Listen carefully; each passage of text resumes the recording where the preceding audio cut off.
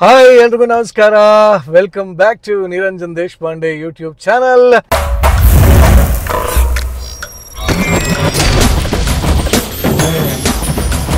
ಇವತ್ತು ಹಂಪಿಗೆ ಹೋಗ್ತಾ ಇದ್ದೀನಿ ಆ್ಯಕ್ಚುಲಿ.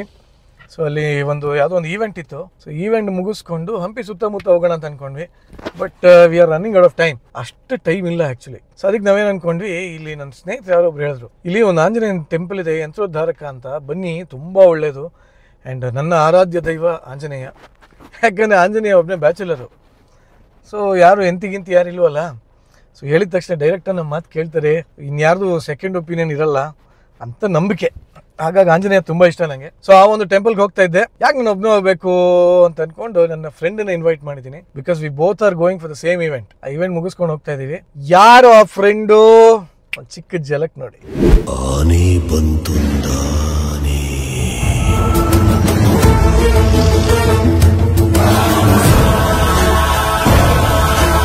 ನೋಡಿದ್ರಲ್ಲ, ಒನ್ ಅಂಡ್ ಓನ್ಲಿ ಬಿಗ್ ಬಾಸಿನ ಆನೆ ವಿನಯ್ ಗೌಡ, ನನ್ನ ಕುಚ್ಚಿಕ್ಕು, ನನ್ನ ಗೆಳೆಯ. ಬಹಳ ವರ್ಷದಿಂದ ನಾವು ಇಬ್ರು ಸ್ನೇಹಿತರು. ಸೊ ಇವತ್ತಿಬ್ರು ಹೇಗ್ರು ಇಲ್ಲಿ ಬಂದಿದ್ವಲ್ಲ, ನಾನೇ ಹೇಳಿದೆ ಬಾರ ಹೋಗ್ಬರೋಣ ಅಂತ. ಸೊ ಹಿ ಸೆಡ್ ಓಕೆ ಬನ್ನಿ, ನಾವೆಲ್ಲ ಒಟ್ಟಿಗೆ ಒಂದು ಟೆಂಪಲ್ಗೆ ನಾವು ಹೋಗೋದಲ್ಲದೆ ನಿಮ್ಮನ್ನು ಜೊತೆ ಕರ್ಕೊಂಡು ಹೋಗ್ತೀವಿ. Let's go.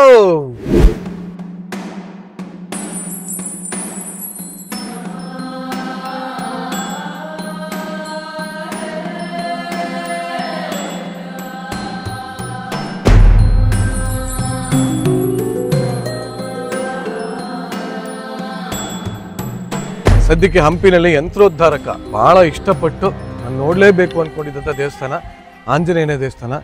ಇಡೀ ಭಾರತದಲ್ಲೇ, ಇಡೀ ವಿಶ್ವದಲ್ಲೇ ಯಂತ್ರದ ಜೊತೆ ಇರುವಂಥ ಒಂದು ಆಂಜನೇಯನ ದೇವಸ್ಥಾನ. ಬನ್ನಿ ಹೋಗೋಣ.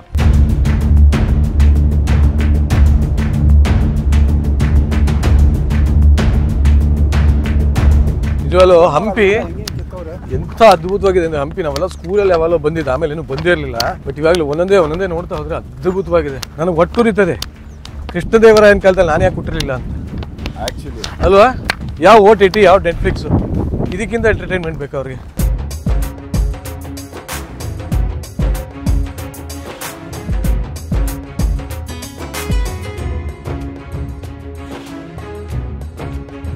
ನೋಡಿ, ಒಂದು ಮಾತಿದೆ ಗೊತ್ತಾ, ಕಲ್ಲಲ್ಲಿ ಕಲೆ ಹುಡ್ಕೋದು ಅಂತ. ಇಲ್ಲಿ ನೀವು ಹಂಪಿಗೆ ಬಂದು ಕಲ್ಲು ನೋಡ್ತಾ ಇದ್ರು ಒಂದೊಂದು ಕಲೆ ಕಾಣುತ್ತೆ ಹಾಗೆ. ಇಲ್ಲಿ ನೋಡಿ, ಇಲ್ಲೊಂದು ಕಲ್ಲಿದೆ, ಸೇಮ್ ಒಳ್ಳೆ ಆನೆ ಮಲಗಿರೋ ಥರ ಕಾಣ್ತಾ ಇದೆ. ಆನೆ ಮಲಗಿರೋದನ್ನ ಆನೆ ಫೋಟೋ ತೆಗಿತಾ ಇದೆ.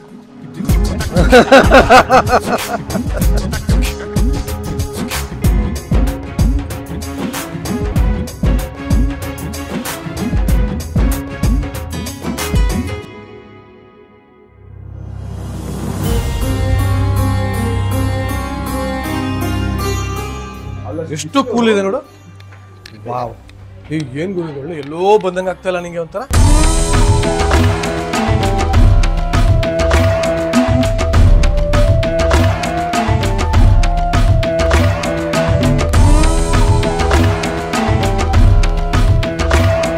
ಸುಗ್ರಿಗೆ ರಾಮ ದರ್ಶನ ಕೊಟ್ಟು ಇಲ್ಲಿ ಸುಗ್ರಿಗೆ ಪಟ್ಟಾಭಿಷೇಕ ಮಾಡಿ ಮುಂದೆ ಹೋಗಿದ್ದು ರಾಮದೇವರು. ಆಮೇಲೆ ಸುಗ್ರೀವ ತನ್ನ ನೆನಪಿಗೆ ಆಗಬೇಕಂತೇಳಿ ಸುಗ್ರೀವ ಮಾಡಿದ ಮೂರ್ತಿ ಇದು. ಒಂದೇ ಸಾಲಿಗೆ ಪ್ರಯತ್ನ ಆಗಿತ್ತು. ಸುಗ್ರೀವ ಕೆತ್ತಿರೋದು, ಕೆತ್ತಿರೋದು. ಸೀತೆ, ರಾಮ, ಲಕ್ಷ್ಮಣ, ಲಾಸ್ಟಲ್ಲಿ ಸುಗ್ರೀವ. ಇಲ್ಲಿ ಪಕ್ಕದಲ್ಲಿ ಹನುಮಂತ, ಈ ಕಡೆ ಪಕ್ಕದಲ್ಲಿ ಗರುಡದೇವರು. ನೀರು ಬಂದರೆ ರಾಮನ ಕಿಟಾವರಿಗೆ ಬರುತ್ತೆ ನೀರು. ಆಗಸ್ಟ್ ತಿಂಗಳಲ್ಲಿ 92ರಲ್ಲಿ ರಾಮನ ಕಿಟಾವರಿಗೆ ನೀರಿದ್ದು. 92, 99, 2005.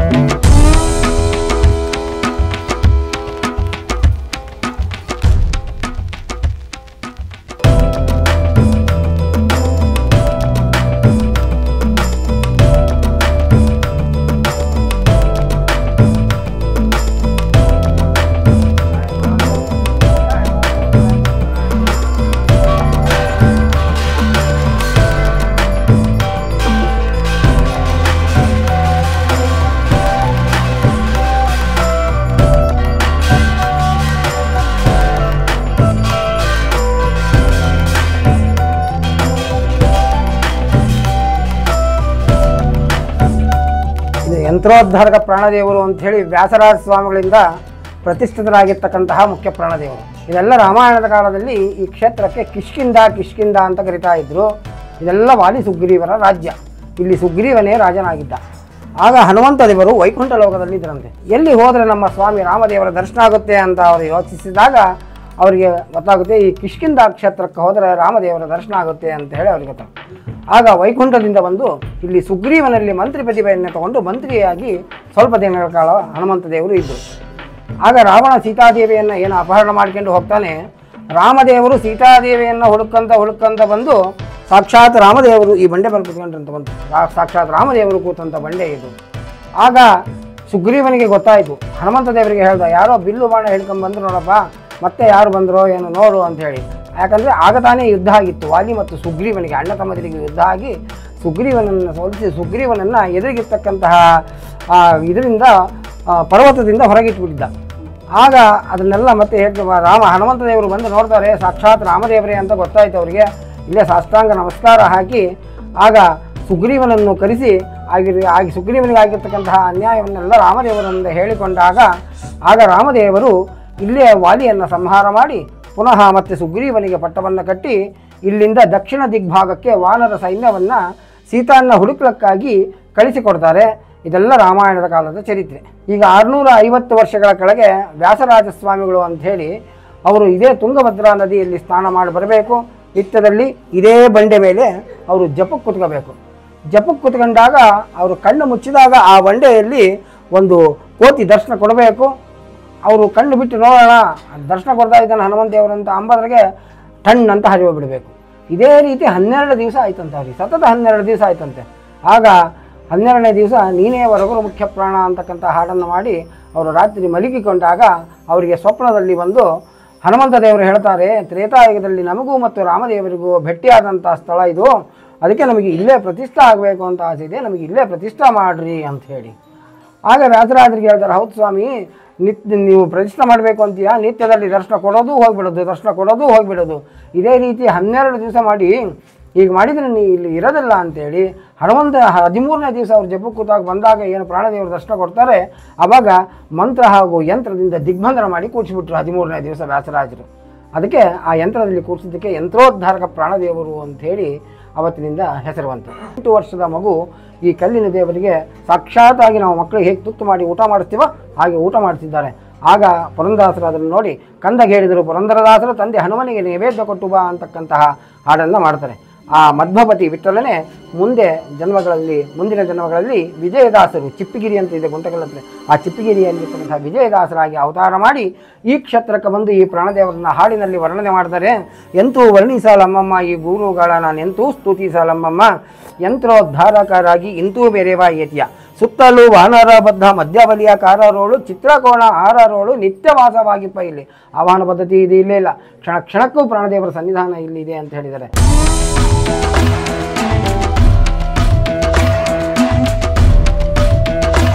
ನಿಜವಾಗ್ಲೂ ಎಷ್ಟು ಚೆನ್ನಾಗಿತ್ತು ಅಂದರೆ ಅವ್ರು ಅಷ್ಟು ನೀಟಾಗಿ ಕತೆ ಎಲ್ಲ ಹೇಳಿದ್ದು ಇನ್ನೂ ಖುಷಿ ಆಯಿತು. ಎಲ್ಲೋ ಬಂದ್ವಿ ಸುಮ್ಮನೆ ಏನೋ ಮಾಡ್ಕೊಂಡು ಹಂಗೆ ಹೊಟ್ಬಿಡ್ತಾ ಇದ್ವಿ. ಇಲ್ಲಿ ಯಾರು ಸ್ನೇಹಿತರು ಹೇಳಿದ್ರು ಬರೋ, ಇವ್ನು ಹೇಳ್ದೆ ಇಲ್ಲ ಅಣ್ಣ ಯಂತ್ರೋದ್ಧಾರಕ ನೀವು ಬರಲೇಬೇಕು ಅಂತ. ಇಲ್ಲಿ ಬಂದಿದ್ದಕ್ಕೆ ಮನಸ್ಸಿಗೆ ತುಂಬ ಖುಷಿ ಇದೆ, ಶಾಂತಿ ಇದೆ. ಖಂಡಿತವಾಗಿ ನೀವು ಅಷ್ಟೇ ಹಂಪಿಗೆ ಬಂದು ಅಲ್ಲಿ ಸುಮ್ಮನೆ ಅಲ್ಲೆಲ್ಲ ಟೂರಿಸ್ಟ್ ಸ್ಪಾಟ್ಗಳಿದೆ ಅಂತ ನೋಡ್ಕೊಂಡು ಹೋದವರು ಒಂದು ಸ್ವಲ್ಪ ಬಿಡು ಮಾಡ್ಕೊಂಡು ಇಲ್ಲಿ ತನಕ ಬನ್ನಿ, ತುಂಬ ಚೆನ್ನಾಗಿರುತ್ತೆ.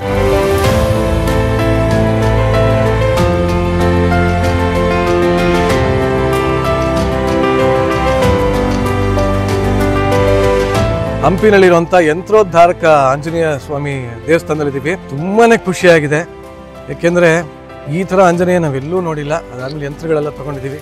ಸೊ ಭಾಳ ಒಂದು ಒಳ್ಳೆ ಮನಸ್ಥಿತಿಲಿದ್ದೀವಿ.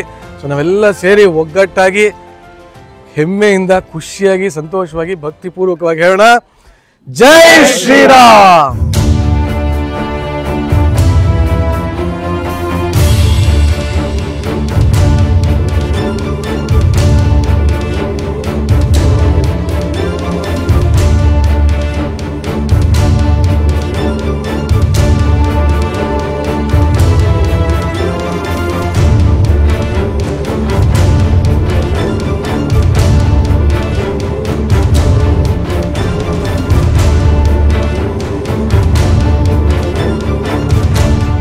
मनोजवं मारुततुल्यवेगं जितेन्द्रियं बुद्धिमतां वरिष्ठं ವಾತಾತ್ಮಜಂ ವಾನರಯೂತಮುಕ್ತಂ ಶ್ರೀರಾಮದೂತಂ ಶಿರಸಾ ನಮಾಮಿ. ಜೈ ಆಂಜನೇಯ, ಜೈ ಶ್ರೀರಾಮ್.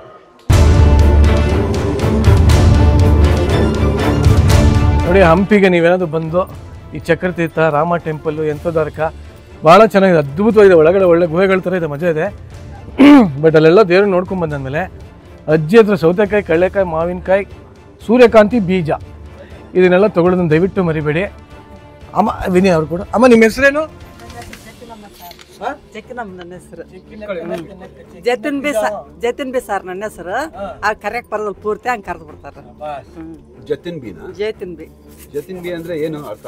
ಅರ್ಥ ಇದೆ ಸರ್, ಅದು ಒಂದು ದೇವ್ರಂತ ಅದು. ಹೌದಾ?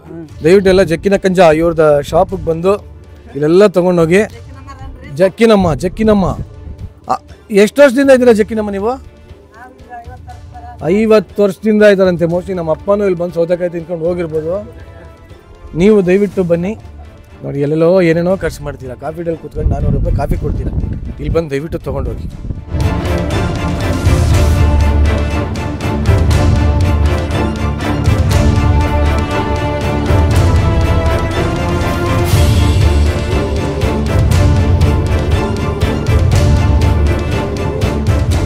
ಇಲ್ಲೇ ಹೋಗ್ತಾ ಇದ್ವಿ. ಏನು ಮಾಡೋಣ, ನಾನು ನಮ್ಮ ವಿನಯ್ ಇಬ್ಬರು ಮದುವೆ ಆಗಿದ್ದೀವಿ. ಇಬ್ಬರಿಗೂ ಅದು ನಮ್ಮ ಅದೃಷ್ಟ. ಒಳ್ಳೆ ಹೆಂಡತಿ ಸಿಕ್ಕ್ಯಾರೆ. ಏನೋ ಕಾಣಿಸ್ತು. ಇಲ್ಲಿ ನೋಡಿ, ನಮ್ಮ ಲಂಬಾಣಿ ಜನಾಂಗದವ್ರು ಏನೋ ಮಜವಾಗಿರೋ ಮಾಡಿಟ್ಟಿದ್ದಾರೆ. ಹೆಂಡತಿಯರಿಗೆ ಏನು ತೊಗೊಂಡ್ರೆ ಇಷ್ಟ ಆಗುತ್ತೆ ದಯವಿಟ್ಟು ಕಮೆಂಟ್ ಮಾಡಿ.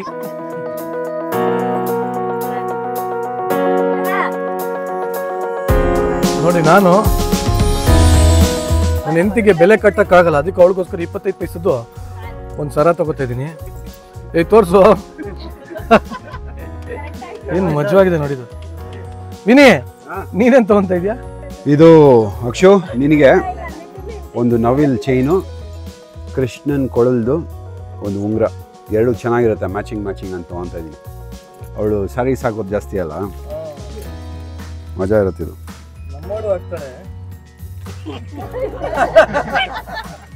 ಫೈನಲಿ ಒಂದಷ್ಟು ಸೆಲೆಕ್ಟ್ ಮಾಡಿದ್ದೀನಿ ನನ್ನ ಹೆಂಡತಿಗೆ. ಅವಳು ಭರತನಾಟ್ಯಂ ಡ್ಯಾನ್ಸರ್ ಅಲ್ವಾ, ಸೊ ಏನಾದ್ರು ಮಾಡ್ತಾ ಇರ್ತಾಳೆ. ಅದಕ್ಕೋಸ್ಕರ ನೋಡಿ, ಇದು ಕಾಸಿನ ಸರ, ಆಮೇಲೆ ಇದೆರಡು ಕತ್ತಿಗೆ ಹಾಕೊಳ್ಳೋಕೆ ಚೆನ್ನಾಗಿರುತ್ತೆ ಅಂತ, ಚೆನ್ನಾಗಿದೆ ಅಂತ. ಆ್ಯಂಡ್ ಇದನ್ನ ಎಷ್ಟು ಮುದ್ದಾಗಿದೆ ನೋಡಿ. ಇದೆಲ್ಲ ನೀವೇ ಮಾಡಿರೋದಾ? ಹೌದಾ? ಎಷ್ಟು ಚೆನ್ನಾಗಿದೆ ನೋಡ್ರಿ ಬ್ಯಾಗ್. ಇದು ಬ್ಯೂಟಿಫುಲ್ ಆಗಿದೆ. ಇದು ಆ್ಯಕ್ಚುಲಿ ಹೆಂಗಿದೆ ಗೊತ್ತಾ, ಇದು ಈ ಹಳ್ಳಿ ಕಡೆ ನಶೆ ಡಬ್ಬಿ ಹಾಕೋತಾರಲ್ಲ, ಸೇಮ್ ಹಂಗೆ ಇದೆ. ಇದೊಂಥರ ಬಿಳದಲ್ಲಿ ಹಾಕೊಂಡಿಲ್ಲಿ ಬ್ಯೂಟಿಫುಲ್ ಆಗಿದೆ. ತಗೊಂಡ್ರೆ ಗಿಫ್ಟ್ ಚೆನ್ನಾಗಿದೆಯಾ ಇಲ್ವಾ ಕಮೆಂಟ್ ಮಾಡಿ. ಆ್ಯಕ್ಚುಲಿ ನಾನು ಸಾಕಷ್ಟು ಕಡೆ ನೋಡಿದ್ದೀನಿ, ಅದೇನೋ ಈ ಕಲ್ ಮೇಲೆ ಜೋಡಿಸಿ ನೋಡಿ. ಅಲ್ಲಿ ಒಂದಷ್ಟು ಕಲ್ಗಳನ್ನೆಲ್ಲ ಜೋಡಿಸಿಟ್ಟಿರ್ತಾರೆ. ಏನಂದ್ರೆ ಹತ್ರ ಜೋಡಿಸಿ ಹರಿಸ್ಕೊಂಡ್ರೆ ಮನೆ ಕಟ್ಬೋದು ಅಂತ. ಅದು ಎಷ್ಟು ಮಟ್ಟಿಗೆ ನಿಜ ಅಂತ ನಂಗೆ ಗೊತ್ತಿಲ್ಲ ರೀ. ನೀವು ಆ ಥರ ಲೈಫಲ್ಲಿ ಏನೋ ಮಾಡಿದ್ದೀರಾ? ಕಲ್ಗಳು ಜೋಡಿಸಿ ಮನೆ ಕಟ್ತೀನಿ ಅಂತ ಆ ಥರ ಮಾಡಿದರೆ ಕಮೆಂಟ್ ಮಾಡಿ.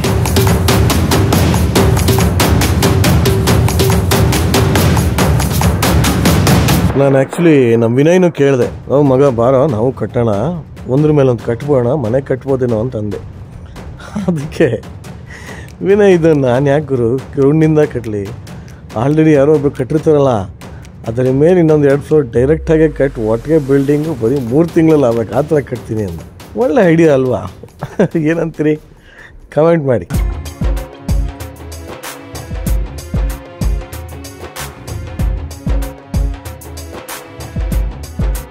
ಇದಾಗಿತ್ತು ಇವತ್ತಿನ ನಮ್ಮ ಬ್ಲಾಗ್, ಹಂಪಿಯ ಬ್ಲಾಗ್. ಯಂತ್ರೋದ್ಧಾರಕನ ದರ್ಶನ ತಗೊಂಡ್ರ ಎಲ್ಲರಿಗೂ ಖುಷಿ ಆಯ್ತಾ? ನಿಮ್ಮೆಲ್ಲರಿಗೂ ಆಂಜನೇಯ ಒಳ್ಳೇದ್ ಮಾಡ್ಲಿ. ಸೊ ಎಲ್ಲರೂ ಇನ್ನೊಂದ್ಸಲ ಹೇಳ್ಕೊಳ್ಳಿ, ತ್ವಮಸ್ಮಿನ್ ಕಾರ್ಯನಿರ್ಯೋಗೆ ಪ್ರಮಾಣಂ ಹರಿಸತ್ತಮ ಹನುಮನ್ ಯತ್ನಮಾಸ್ಥಾಯ ದುಃಖ ಕ್ಷಯಕರೋ ಭವ. ಈ ಒಂದು ವಿಡಿಯೋ ನಿಮಗೆ ತುಂಬಾ ಇಷ್ಟ ಆಗಿದ್ದಲ್ಲಿ ಲೈಕ್ ಮಾಡಿ, ಸಬ್ಸ್ಕ್ರೈಬ್ ಮಾಡಿ, ಶೇರ್ ಮಾಡಿ, ಬೆಲ್ ಐಕಾನ್ ಒತ್ತಿ. ಸೊ ನಾನು ಯಾವುದೇ ವಿಡಿಯೋ ಅಪ್ಲೋಡ್ ಮಾಡಿದ್ರೆ ನಿಮಗೆ ಪಟ್ ಅಂತ ಗೊತ್ತಾಗಿದೆ. ಸೊ ಈ ವಿಡಿಯೋನ ಕಡೆ ತನಕ ನೋಡಿನೂ ಸಬ್ಸ್ಕ್ರೈಬ್ ಮಾಡಿಲ್ಲ ಅಂದ್ರೆ ಆಂಜನೇಯ ನಿಮಗೆ ಎಲ್ಲರಿಗೂ ಒಳ್ಳೇದು ಮಾಡಿ. ಸಬ್ಸ್ಕ್ರೈಬ್ ಮಾಡಿ. ಬಾಯ್, ಟೇಕ್ ಕೇರ್. ನೆಕ್ಸ್ಟ್ ವಿಡಿಯೋಲಿ ಸಿಗ್ತೀನಿ. ಬಾಯ್. Lots of love.